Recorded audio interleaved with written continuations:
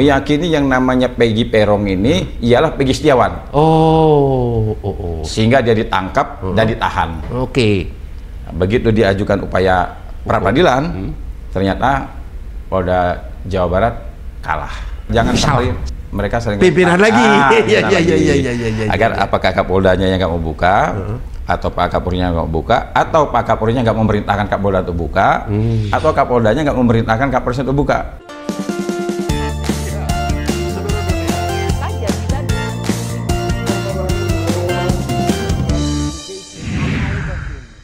Luar biasa. Meja makan. Kita kali ini saya sendirian kedatangan tamu dan akan membahas sesuatu yang sangat viral, yaitu sekitar kasus Vina.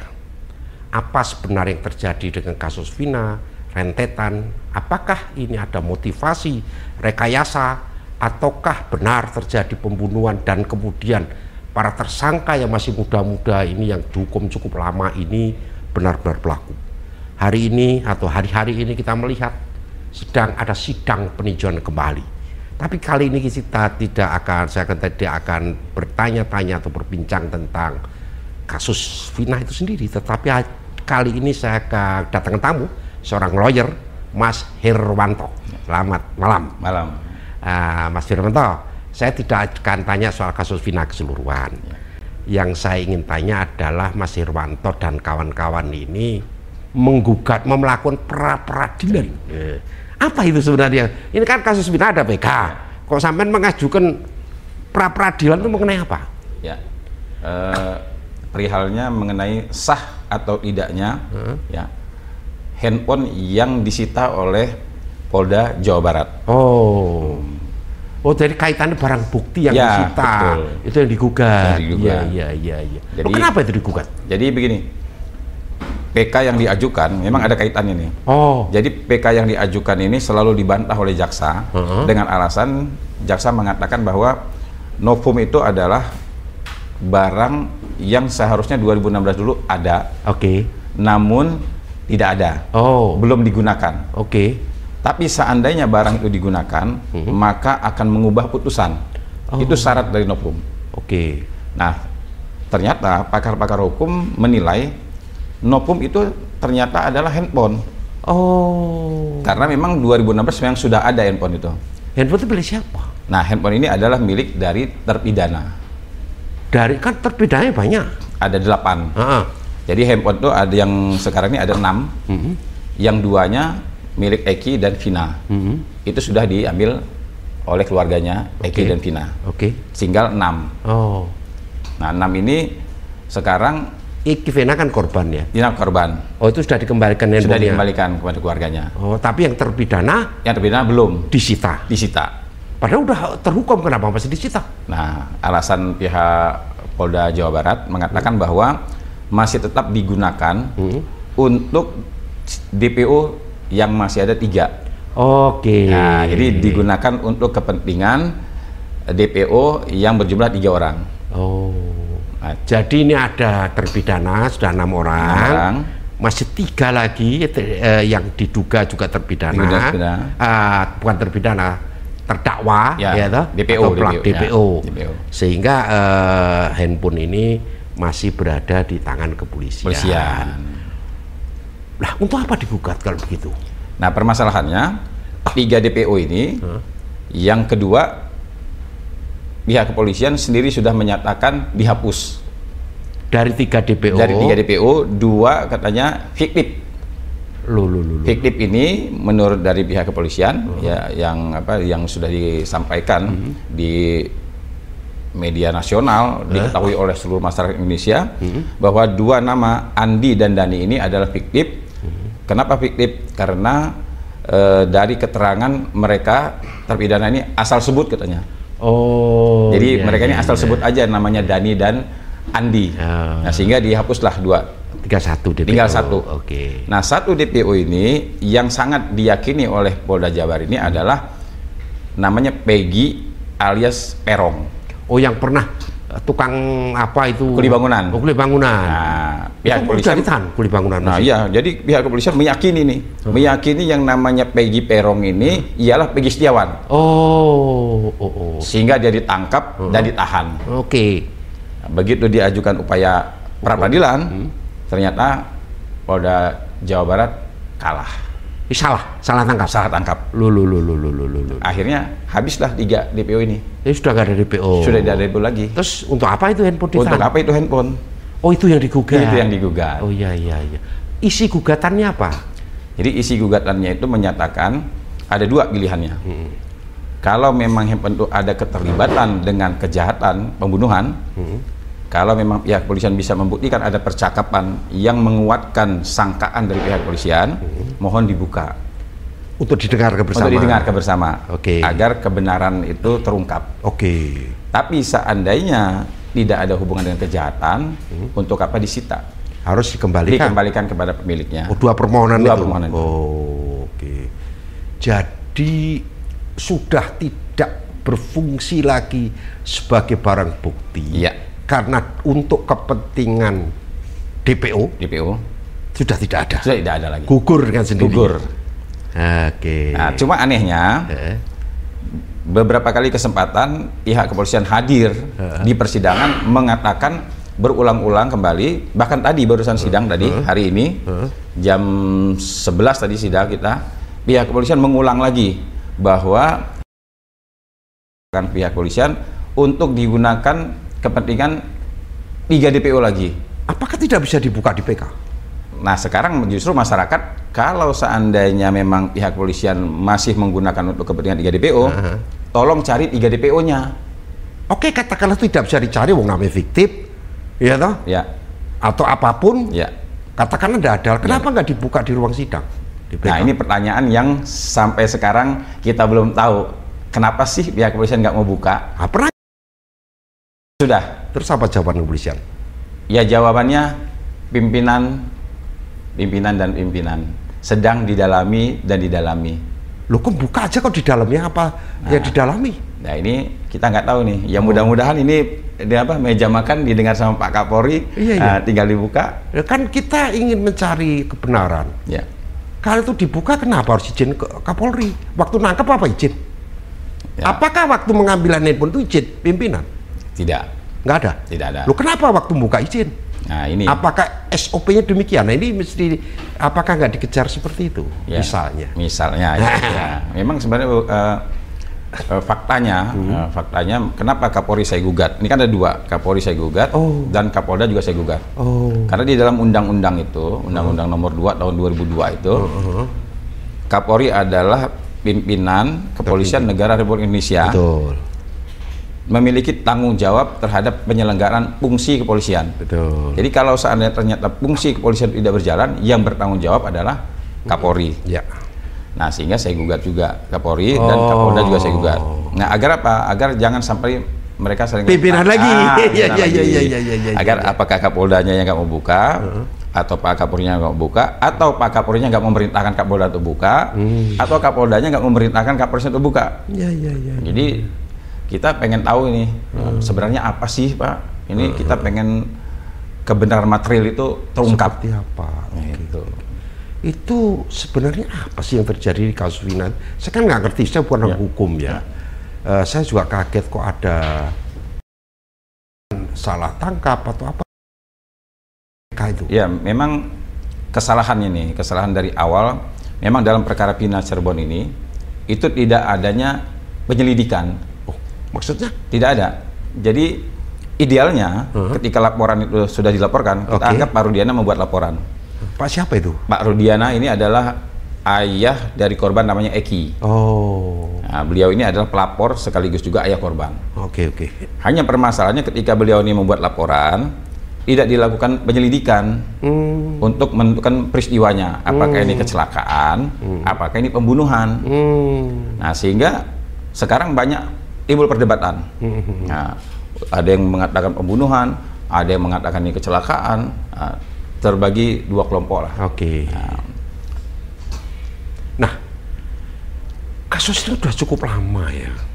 Luar biasa lama. Tiba-tiba kok terkuak ini dari mana usul-usulnya? Kok tiba-tiba banyak ribut, tiba-tiba geger, tiba-tiba ada dugaan DPO fiktif atau salah tangkap, Peggy kan itu. Ya. kemudian itu gimana sih asal usulnya? Asal usulnya memang 8 tahun yang lalu ini sebenarnya sudah mulai adem lah. Nah, cuma kemarin ini ada film, 7 hari sebelum Pina, judulnya. Oh, dari film. Film ternyata meledak luar biasa. Orang banyak nonton. Orang banyak yang nonton. Sampai kalau nggak salah kayak true story gitu ya. Iya. Hebat juga dia yang bikin. Akhirnya film masyarakat antusias, ya, beli tiket nonton, geger lah Indonesia. Nah, gimana cerita film saya belum pernah lihat. Nah, jadi di film itu ternyata menceritakan lah bahwa yang ditangkap ini ada dugaan bukan pelakunya. Salah tangkap. Salah tangkap. Okay. Dugaannya seperti itu. Akhirnya masyarakat menyerbulah akunnya. Jangan-jangan seperti itu. Seolah-olah ini film terpengaruh oleh film. Terpengaruh sama film. Luar biasa. Ini film pengaruhnya oke juga ya. Ya, sangat luar biasa. Terungkap lah. Itu siapa penulisnya itu, jago banget itu? Ya, dia berdasarkan wawancara. Fakta tadi. Ya, jadi keluarganya Vina didatangi. Bagaimana ceritanya? Dia survei lapangan. Survei langsung. Kemudian bikin analisis. Nah, hebat juga. Tapi itu kan seolah-olah takutnya kalau nggak benar dianggap mendiskriminasi polisi. Tapi polisi nggak pernah komplain ya. Ada film itu. Akhirnya saudara dilaporin polisi. Oke. Dilaporkan ke polisi. Ya, tapi saudara kan berdasarkan fakta dia di lapangan. Jadi saudara dilaporkan oleh polisi. Oleh polisi. Oleh satu kelompok lah, ada perkumpulan yang menganggap bahwa film ini membuat kegaduhan katanya. Yang mendiskreditkan kepolisian. Ya, dianggap membuat kegaduhan aja. Oke. Dibuat kegaduhan, tapi permasalahannya justru lebih banyak kelompok yang mendukung film ini. Jangan-jangan benar. Jangan-jangan benar. Okay. Karena justru karena film inilah terungkap bahwa 8 tahun yang lalu ada peristiwa. Nah, yang sekarang ternyata bisa dibuktikan banyak kejanggalan. Kebenaran-kebenaran yang disembunyikan. Dari film itu tadinya? Enggak, dari fakta yang sebenarnya. Dari fakta. Dari fakta. Oke. Ya, salah satunya handphone ini. Handphone ini kan barang bukti hasil dari fakta. Iya. Tapi permasalahannya ada orang yang dihukum seumur hidup. Ada dihukum seumur hidup? 7 terpidana sekarang seumur hidup. Padahal anak muda usia berapa itu? Anak muda ya usianya bahkan ada yang belasan. Kan nggak boleh? Yang belasan dihukum 8 tahun. Oke. Yang di atas belasan dihukum seumur hidup. Jadi akan berakhir ketika mereka mati. Ngeri ya. Nah, jadi kalau itu bukan pelaku kan repot. Ya justru itu. Makanya sekarang ini ada istilah katanya pengadilan itu sudah menjatuhkan hukuman atas ketidakadilan bagi mereka yang tidak melakukan kejahatan. Sementara ada bukti dari fakta yang bisa membuktikan bahkan memastikan apakah mereka ini pelakunya atau bukan. Sayangnya bukti yang dapat bicara ini tidak dibuka. Ini sebenarnya rekayasa atau kesalahan? Kalau saya ya, menurut saya begini, ketika pihak kepolisian ternyata bisa dinyatakan salah tangkap, kalau menurut saya bukan kesalahan, itu kejahatan. Malahan ya? Iya, karena begini, kalau seandainya penyelidikan dilakukan dengan sebenar-benarnya, dengan aturan yang ada, penyelidikan, penyidikan, penuntutan, sampai dengan peradilan, itu benar-benar dilakukan sebagaimana mestinya, berdasarkan fakta-fakta yang ada, tidak mungkin bisa salah menghukum orang. Kecuali mereka dengan sengaja mencari kambing hitam agar peristiwa ini ada yang dihukum. Tapi kan nggak ada motif untuk kesana, kan orang biasa semua kan sebenarnya. Sebenarnya bukan tidak ada motif, belum terungkap motifnya. Belum terungkap, bukan tidak ya. Bukan tidak. Ya. Nah, kira-kira kalau benar ini ada kesalahan hukum, menghukum mereka, ada gitu kan? Ini berarti yang kesalahan jamaah. Iya. Penyidikan lidiknya salah, tidak ada malahan, bukan salah, nggak ada. Tidak ada. Terjadi penyidikan, kemudian penetapan sebagai tersangka, dibawa ke kejaksaan. Jaksa salah membuat tuntutan, hakim salah membuat putusan. Ini kan berjamaah. Kalau kita berdoa itu yang nggak tahu yang terbaik lah doa kita ya. Ya mudah-mudahan kebenaran akan muncul karena apapun putusan hakim atas nama Tuhan. Atas nama Tuhan. Ini kan ngeri kali itu. Atas nama Tuhan. Atas nama Tuhan. Jadi demi keadilan. Demi keadilan. Nah, ternyata tidak adil. Tidak adil. Nah, sanksi apa kira-kira buat mereka biasanya? Dulu kan pernah ada kasus itu. Pernah ada kasus ya. Di zaman Pak Harto apa yang terkenal itu. Kalau itu salah tangkap itu ya. Murni salah tangkap ya. Sengkon apa itu? Sengkon Karta. Sengkon dan Karta. Sengkon dan Karta ya. Itu zaman Pak Harto dulu kan jauh dulu geger ya. Itu udah berapa tahun gitu kan? Udah ya. Jadi itu Sengkon dan Karta itu inilah fungsi dari hakim ini sebenarnya, yang wakil Tuhan tadi. Ya. Kalau sudah bicara demi keadilan dan berdasarkan Tuhan yang Maha Esa, semua bisa dilakukan. Ya. Jadi bukan berdasarkan hukum. Jadi kalau seandainya kita bicara masalah berdasarkan hukum, pasti akan ada orang yang tidak bersalah dihukum. Ya. Tapi kalau demi keadilan, itu Sengkon dan Karta itu ketika dia dihukum sedang menjalankan hukuman dan ternyata terbukti bahwa pelakunya bukan dia, ada orang lain.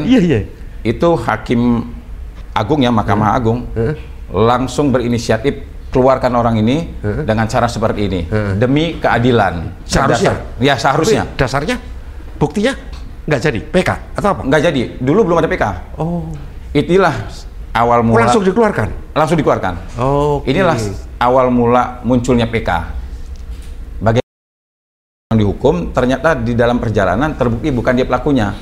Muncullah PK sampai sekarang. Oh, karena problemnya beda ya. Kalau dalam Karta ada pengakuan. Ada pengakuan. Ada pelaku yang lain lah. Yang sebenarnya. Murni salah tangkap. Salah tangkap. Sehingga hakim agung merasa ikut bersalah. Ikut bersalah. Langsung dikeluarkan. Langsung dikeluarkan. Sudah ada orang yang pelaku sesungguhnya. Ada pelakunya sesungguhnya. Persoalan di Vina. Ya. Ini kan yang persoalannya bukan salah, belum tentu salah tangkap. Belum tentu. Ya kan? Belum masalahnya tentu. adalah ini betul pembunuhan atau kecelakaan. Ada yang meninggal pasti. Ya, betul. Meninggalnya karena apa? Kenapa? Kan itu kan yang jadi masalah kan? Betul. Itu harus ada forensiknya, harus ada, ini kan jelas itu. Ya. Kalau forensik kan, kalau dibunuh bagaimana, kalau kecelakaan seperti kan pasti ada. Apakah ada itu? Nah, ini permasalahannya. Pak Kapolri sudah mengatakan bahwa alat bukti yang dimiliki anggotanya tidak didukung dengan alat bukti yang dihasilkan dari scientific crime investigation. Artinya alat bukti yang tidak bisa dibantah. Contohnya sidik jari. Ya. Nah, permasalahan DNA yang ditinggalkan pelaku kejahatan tidak ditemukan. Forensik? Nggak ada. Tidak ada sama sekali. Nah, harusnya idealnya ketika tidak ada alat bukti yang mendukung, jadi alat bukti yang mendukung ini yang dihasilkan dengan metode scientific crime investigation itu adalah alat bukti yang tidak bisa dibantah. Nah, sama seperti sidik jari. Ternyata saya membaca di dalam pengetahuan Islam itu ternyata seluruh manusia di muka bumi ini tidak pernah memiliki sidik jari yang sama. Orang yang berbeda tidak akan memiliki sidik jari yang sama. Luar biasa itu. Luar biasa. Itu kita nggak nyampe kali itu. Anugerah Tuhan itu. Anugerah jadi Tuhan. pokoknya sepersis apapun orang. Walaupun orangnya kembar. Iya, kembar sekalipun. Sidik jarinya berbeda. Sidik jari pasti kornea berbeda. mata berbeda. Ya. Adalah sesuatu yang berbeda. Nah, ini yang disebut alat bukti yang dihasilkan dari scientific crime investigation tadi. Jadi tidak bisa. Nah, inilah yang dulu waktu Ferry Sambo, ya, awal Pak Ferry Sambo itu bisa dijerat karena ketika diadakan metode scientific crime investigation itu bisa dipastikan di TKP berjumlah 5 orang. Nah, nanti siapa sidik jari siapa saja baru dicocokkan. Oh, begitu. Nah, waktu Ferry Sambo kan katanya ditemukan 5 orang sidik jari. Nah, di lokasi. Di lokasi. Oke. Begitu dicocokkan ternyata Eliezer, Ricky Rizal, Kuat Ma'ruf, Putri Chandrawati, Ferry Sambo. Nah, ini di perkara Pina tidak adanya tidak ditemukan. Atau tidak dilakukan atau tidak ditemukan. Nah, iya. Tidak ditemukan, bisa jadi tidak dilakukan atau ternyata TKP-nya bukan di situ. Oh iya. Jadi yang diperiksa itu salah TKP. Salah TKP. Atau memang TKP-nya ya repot ya. Ya. Karena basisnya ini bukan kejadian langsung lapor, tapi setelah kejadian baru lapor. Bukan tertangkap tangan. Oh, ya kan misalnya ada pembunuhan nih. Kemudian di lokasi dia mayatnya masih di situ, nih semua di situ gitu kan. Ya. terus turun tim kan kalau nggak salah Tim, biasanya ya, gitu ya. kan. Ini sehingga diketahui saat itu kan. Tidak diketahui. Oh, jadi lapornya beberapa hari kemudian. Lapornya sebenarnya 3 hari. Iya, tanggal berarti 27 tidak hari yang ya, sama. 3 hari kemudiannya. Sudah bahkan sudah dimakamkan jangan-jangan. Sudah dimakamkan. Oke. Bahkan sudah diolah TKP oleh Satlantas, dinyatakan kecelakaan. Oh, jadi sudah ada putusan sebelumnya. Sudah ada kesimpulan Ya, ya dari lantas ya. dari Lantas bahwa ini kecelakaan. Tapi tidak dipakai di Tapi persidangan. tidak dipakai. Oh. Justru ada orang tua korban, yaitu ya Pak ya Ibtu Rudianain tadi, kebetulan anggota kepolisian. Oke. Oh, ini polisi bapaknya. Polisi. Nah, kebetulan pada saat itu dia menjabat sebagai kanit narkoba. Nah, dia membuat laporan meyakini bahwa ini pembunuhan. Kemudian dia melakukan penyelidikan mandiri. Dilakukan sendiri. Melakukan penangkapan sendiri. Orang tua korban itu. Orang tua korban. Wih, jenggo hebat. Termasuk top itu. Ya. Top. Termasuk top. Top. Ya. Jadi melakukan sidik sendiri, penangkapan sendiri. tangkap sendiri. Ya. Lu Kapolseknya? Atau Kapolresnya ikut aja? Kapolresnya ikut aja. Dia kasat narkoba. Dia kanit. Oh, kan. Kanit narkoba. Iya. Ya. Di Polres berarti ya? Di Polres. Oke. Oh, begitu ceritanya ya. Kalau melihat ini memang jadi perintah lidik dari ini nggak ada ya? Tidak ada. Oke. Surat perintah penyelidikan tidak ada. Iya. Itu ada pepatah hukum yang mengatakan lebih baik membebaskan 1000 orang salah Iya. daripada menghukum satu orang yang tidak melakukan kesalahan atau benar. Ya. Itu gimana tuh cerita dalam kasus ini? Jadi ini kan agar pemutus hakim ini kan, ketika dia ragu-ragu, karena hukum ini bicara pasti, Iya. pasti peristiwanya, pasti pelakunya. Nah, sementara permasalahannya di sini, jangankan menentukan pelaku, menentukan peristiwanya saja tidak pasti. Sehingga banyak orang sekarang mengatakan bahwa ini kecelakaan, ini pembunuhan. Karena ada olah TKP pernah dilakukan oleh Satlantas. Satlantas. Oke. Nah, cuma permasalahan kan untuk menentukan peristiwa ini kan penyelidikan. Penyelidikan itu kan menghasilkan menentukan peristiwanya. Kan itu nggak pernah ada. Tidak ada. Nah, jadi sebenarnya yang tadi yang kalimat hukum lebih baik membebaskan 1000 orang bersalah. Iya, ini 1000 nih. Iya. Daripada menghukum satu orang yang tidak bersalah. Ya, ini kita berdoa semua. Ya. Semoga kita akan menghasilkan putusan hakim agung yang benar-benar demi keadilan dan berlandaskan pada ketuhanan yang maha esa, sehingga sebagai wakil Tuhan dalam membuat putusan PK tidak salah, benar-benar berbasis pada keadilan, berbasis pada ketuhanan, sehingga nama baik hukum, penerapan hukum, penegakan hukum akan teguh kembali, dan orang semakin yakin bahwa ada keadilan di dunia ini, terutama di pengadilan kita, dan kemudian juga harus menjadi sebuah terapan baru bagi kepolisian, kejaksaan, dan kehakiman, pengadilan, bahwa apabila ternyata PK ini dikabulkan dan tidak bersalah, harus ada sanksi yang jelas, tegas kepada aparat penegak hukum terhadap peristiwa yang menyusahkan orang, apalagi hukuman umur hidup diterapkan pada orang yang tidak bersalah. Harus ada sanksi agar menjadi pelajaran bagi semua pihak.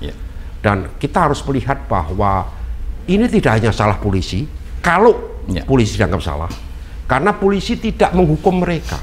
Polisi hanya melakukan proses dan kemudian diolah oleh kejaksaan. Kalau memang kejaksaan beranggapan tidak memenuhi aturan hukum, maka tidak mungkin ada ke pengadilan. Pengadilan tingkat 1, pengadilan negeri memutuskan sampai 3 tingkatan, sampai Mahkamah Agung. Sampai Mahkamah Agung. Lah berarti ada 3 tingkatan pengadilan. Kalau kemudian semua menghukum orang yang tidak bersalah, dosa besar buat para pelaku, dan negara harus mengambil sikap yang tegas bagaimana sebaiknya dilakukan perbaikan-perbaikan di kemudian hari. Selamat malam, kembali ke meja makan kemudian.